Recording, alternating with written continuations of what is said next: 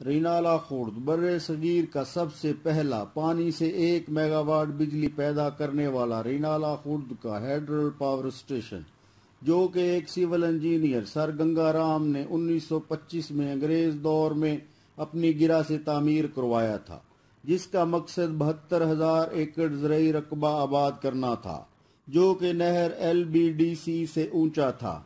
L plot اور H plot کے مقام پر ٹربائنیں لگا کر اس زرعی رقبے کو نہری پانی دیا گیا، جس سے یہ بنجر زمین قابل کاشت ہوئی اور یہاں کے گاؤں آباد ہوئے۔ باوثوق ذرائع سے معلوم ہوا ہے کہ حکومت اس پاور اسٹیشن کو بند کرنے جا رہی ہے، مگر وابڈہ حکام کا کہنا ہے کہ اگر دور حاضر کے جدید تقاضوں کے مطابق اس کو اپ گریڈ کر دیا جائے تو 5 میگا واٹ بجلی کی پیداوار حاصل کی جا سکتی ہے۔